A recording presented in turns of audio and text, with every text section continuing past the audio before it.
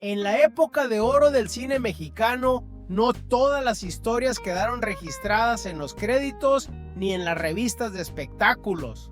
Algunas fueron enterradas bajo versiones oficiales apresuradas, silencios convenientes y expedientes cerrados demasiado rápido. Esta es una de ellas, la historia de un actor que nunca fue protagonista, pero que apareció junto a los más grandes y cuya muerte fue reducida a un simple accidente que nadie quiso cuestionar.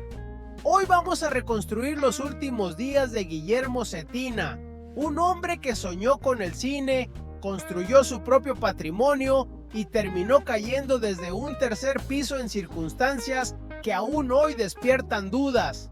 Porque a veces, en el cine de oro, el verdadero drama no ocurría frente a la cámara, sino puertas adentro.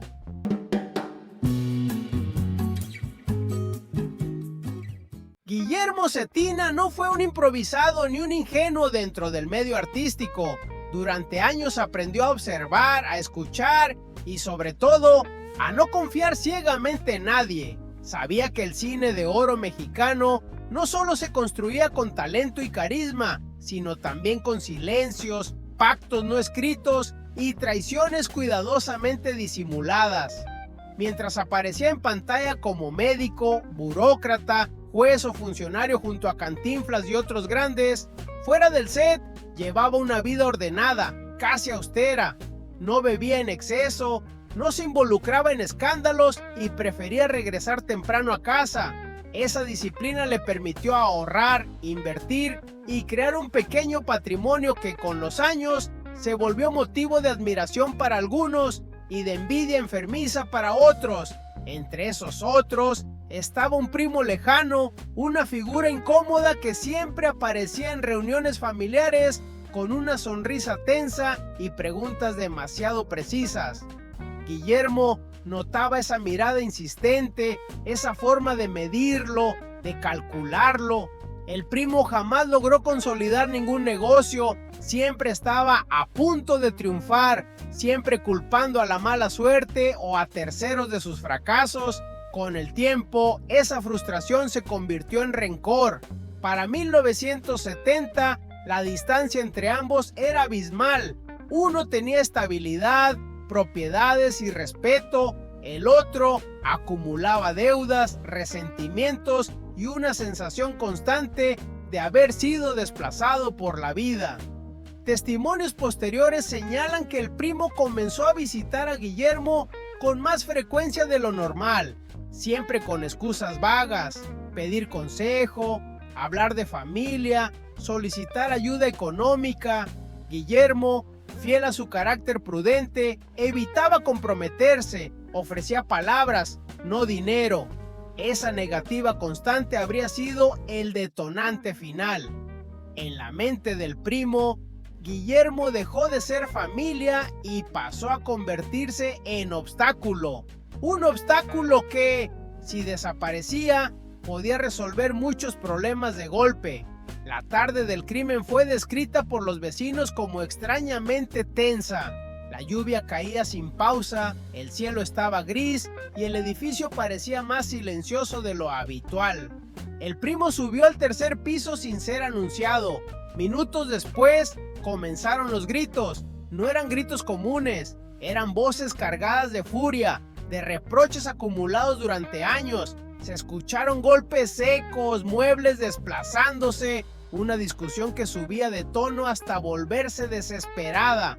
Algunos vecinos pensaron en llamar a la policía, pero el miedo y la costumbre de no involucrarse pudieron más. De pronto, todo se detuvo. Un silencio abrupto precedió al sonido que marcaría para siempre esa tarde. El cuerpo de Guillermo Cetina cayendo al vacío y golpeando brutalmente el pavimento.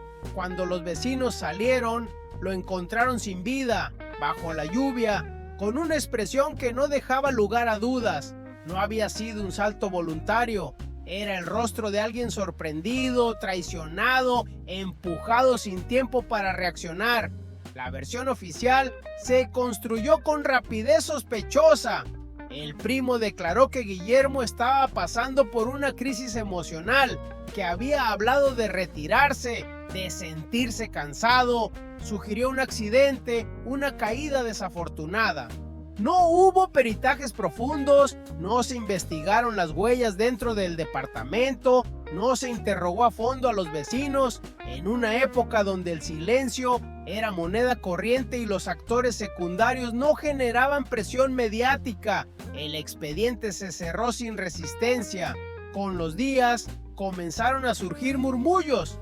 Algunos afirmaban que el Primo intentó mover influencias para quedarse con los bienes. Otros decían que ya tenía todo planeado incluso antes de la muerte. Se hablaba de consultas legales previas, de conversaciones donde preguntaba qué pasaba cuando alguien moría sin hijos reconocidos.